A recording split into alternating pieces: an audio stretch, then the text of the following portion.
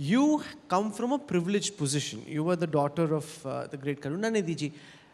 If there is to be a Kanni who's got nothing to do with politics, for her to create a position for herself in a party like the DMK, how easy or difficult do you think that is? And how much of a priority is it for you to give a non-political Kanni an equal opportunity at rising through the ranks?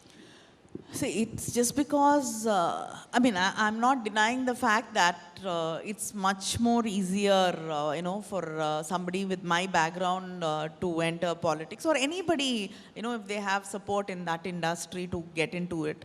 It's much more easier, and I cannot deny that. But even for me, it is not easy. It is not, it's still a battle every day. So it's not easy because I'm somebody's daughter. And it's 10 times more difficult for a woman who wants to come into politics, from a very non-political background. And I think through the DMK Women's Wing, that is what we're trying to, create, bring in more women, bring in more women who know what they want and who have the courage and the guts to fight for what they want, and to understand that it is their right and it is not a charity which will be handed to them. So this is what I keep working with my women's wing, trying to achieve that, and hopefully it happens one day soon. What does it mean to you to be the inheritor of a part of Karunanidhi's legacy?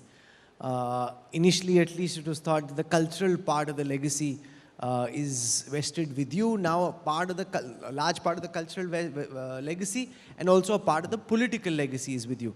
How do you see your role as the inheritor of Kalainar's legacy? See, I do not think I can be inheritor of his legacy in that way. It is something he worked for and he achieved, and you can't inherit writing or poetry or art, for that matter. I mean, it is something which I choose, and I think what I wrote was completely different from the kind of writing he did, and the kind of things he spoke about, and what interested him. But I'm very proud of my father. I'm very proud of his contribution, and I admire him. But I think I'm different from him in many ways also. So, and I don't think anybody can actually inherit, art or culture, or maybe we had similar interests. That's all. I mean, but I don't think you can really claim somebody else's inheritance. Have you been writing recently? Not much, actually. Is there something that you've been writing which you've kept hidden away, and we could request you at the India Today conclave to read and then maybe No, translate? I haven't brought anything with me. I have been writing on and off, and maybe in my head I'm writing a book about women in politics, and it's a fiction, not... Tell me about this book. So what happens in this book? Is someone like you the protagonist? No, not at all. It's about, maybe about